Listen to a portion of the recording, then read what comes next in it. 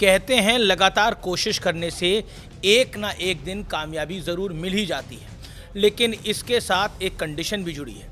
कोशिश ऐसे काम की ही करनी चाहिए जिसकी तासीर कंस्ट्रक्टिव हो, तो सामने वाले का कुछ बिगड़े या ना बिगड़े, खुद की क्रेडिबिलिटी एक दिन संकट में पड़ ही जाती है। झूठ की एक खासियत है और एक बड़ी खामी है।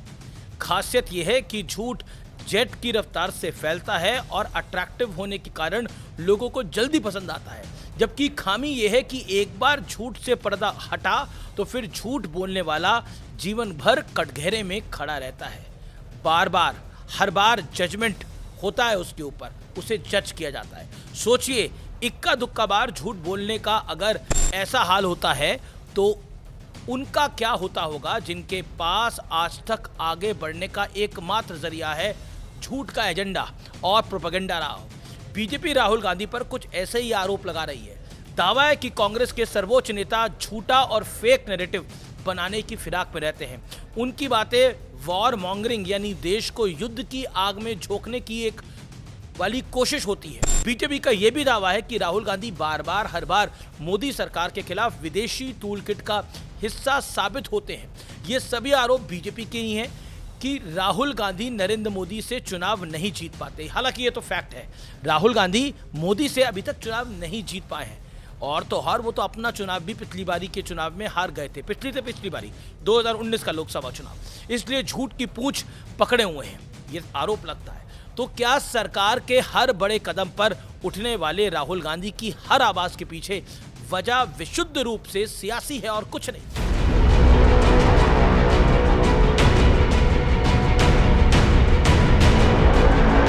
व्यूअर्स, आपको मेरा नमस्कार। सत्य और तथ्य में मैं आज बात करूंगा एजेंडा फैक्ट्री की।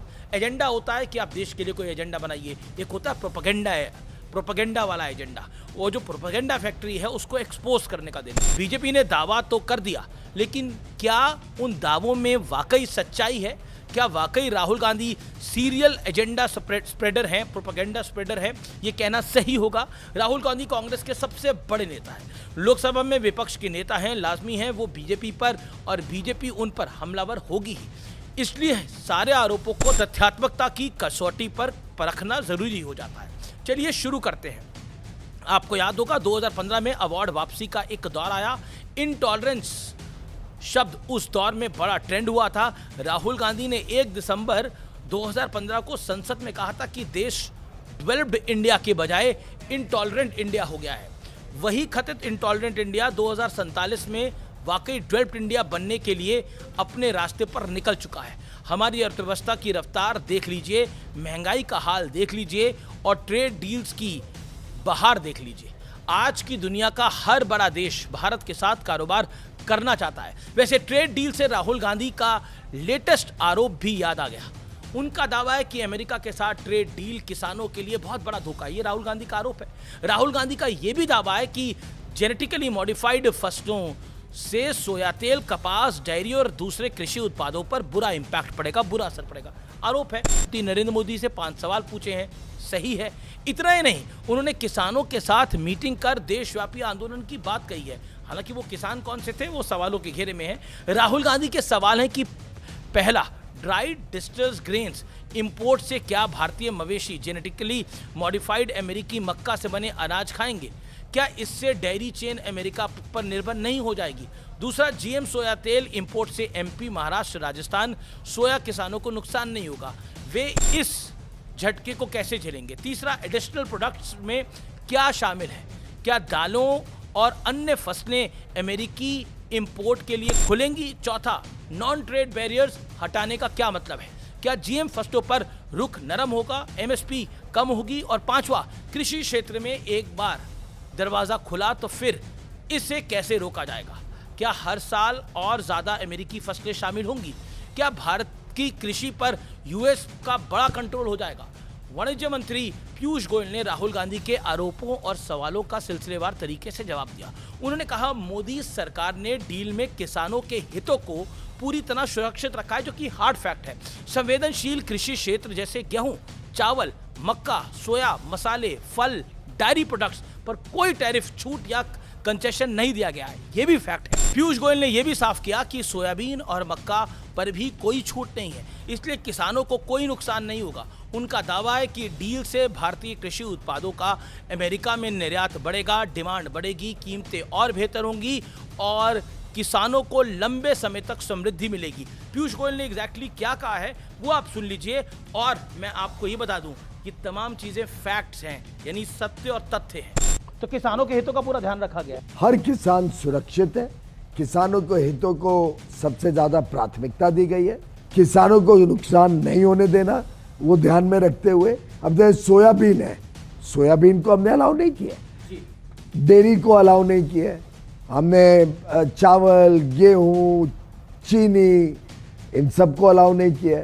वाणिज्य मंत्री ने राहुल गांधी की किसानों से मीटिंग को स्टेज मैनेज और आर्टिफिशियल बताया है और स्क्रिप्टेड बताया है। राहुल गांधी के ने कुछ लोगों के साथ एक ड्राइंग रूम टाइप एरिया में बात करी। कांग्रेस ने उन्हें किसान नेता बता डाला, जबकि बीजेपी उन्हें कांग्रेस का कार्यकर्ता बता रही है और कुछ फैक्ट्स भी दे रही है। इसी बीच गृह मंत्री अमित शाह ने राहुल गांधी पर किसानों को गुमराह करने का आरोप लगाया है। उन्होंने राहुल गांधी को चुनौती दी है कि वो कोई भी मंच तय कर लें।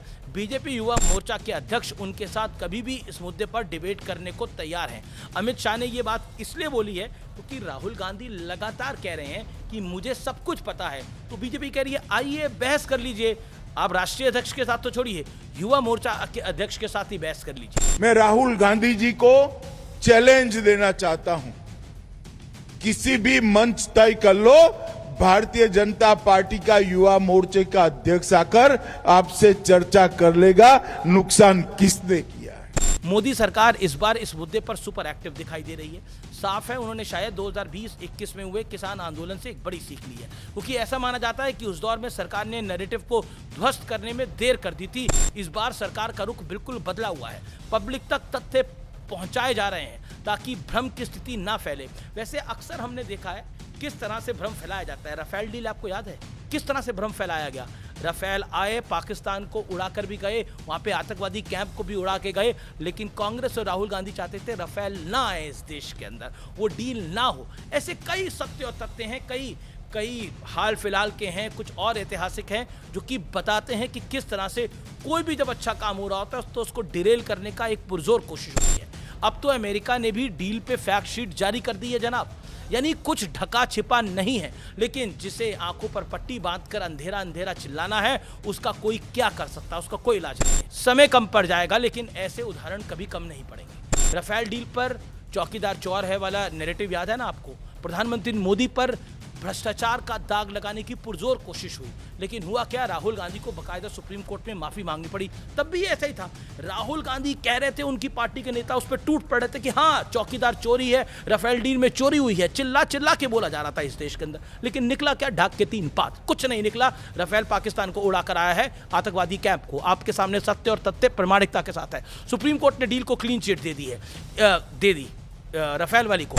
ईवीएम हैकिंग वाला झूठ भी की, अब बात कर लेता हूं। ईवीएम हैकिंग वाले झूठ में क्या हुआ, उसमें भी झूठ फैलाया गया। सुप्रीम कोर्ट ने एक बार नहीं 3 बार, 2017, 2019, 2023, मैं आपको बकायदा फैक्ट बता रहा हूं, ईवीएम के पक्ष में फैसला सुनाया। चुनाव आयोग ने भी क्लीन चिट दी। पेगासस सॉफ्टवेयर याद है आपको, लेकर दावा किया गया कि सरकार विपक्ष का फोन सुन रहा है, हाय मेरा फोन सुना जा रहा है। राहुल गांधी को बोला अपना फोन दे दीजिए, उन्होंने मना कर दिया, लेकिन दावों को सिरे से खारिज कर दिया गया। आर्टिकल 370 हटाए जाने पर खूब भ्रम फैलाया गया, खून की नदियां बहेंगी, जम्मू कश्मीर को जेल बनाने वाले दावे किए गए। मामला सुप्रीम कोर्ट पहुंचा और कोर्ट ने उन आरोपों को बेबुनियाद बताया। बीते 1.5 साल से वोट चोरी का मुद्दा चलाया जा रहा है, कांग्रेस की विश लिस्ट में सबसे ऊपर बना हुआ है, लेकिन उससे भी राहुल गांधी को कुछ अभी तक हासिल नहीं हुआ है। पब्लिक को उनकी एक भी बात पर अभी तक भरोसा नहीं हुआ है, शायद इसलिए टेम्परेरी किसी को भरोसा हो सकता है, उनके नेता तो उन्हीं पे भरोसा करेंगे। कांग्रेस का इकोसिस्टम तो राहुल गांधी के ही बात को आगे रखेगा ना, लेकिन देश की बात यहाँ जरूरी है। विरोध करना सही है, हर चीज़ पर आप विरोध करिए, लेकिन विरोध का दायरा होना चाहिए। और जब कोई चीज़ निकली नहीं है किसी चीज़ के अंदर, तो उसको बोलने से लाभ क्या। अमेरिका के साथ ट्रेड डील के नाम पर किसान आंदोलन वाले अरमान पलने लगे हैं, क्योंकि बीते 11 साल में किसान आंदोलन ही एकमात्र ऐसा बड़ा मोर्चा रहा है जहां से मोदी सरकार को 20 रास्ते में वापस लौटना पड़ा है। इसकी बड़ी वजह मैंने कुछ देर पहले आपको बताई, तब शायद मोदी सरकार की स्थिति को ठीक से वो भांप नहीं पाई थी, क्योंकि जब तक सरकार एक्टिव हुई झूठ पैर पसार चुका था। शायद यही वजह है कि इस बार आरोपों को तथ्यों वाली कारपेट बॉम्बिंग के साथ जवाब दिया जा रहा है। इस डील से जुड़े सारे संबंधित मंत्री पूरी तरह से एक्टिव हैं और उनकी तरफ से एक एक पॉइंट को पकड़ पकड़ कर जवाब दिया जा रहा है। इसलिए दर्शकों, अगर आपको भी अमेरिका के साथ ट्रेड डील पर कोई जानकारी चाहिए तो किसी एक तरफा दावे पर भरोसा ना करें, दोनों पक्षों की पड़ताल करें, अमेरिका की फैक्ट शीट की भी पड़ताल करें और इस काम में वो काफ़ी मददगार साबित हो सकती है।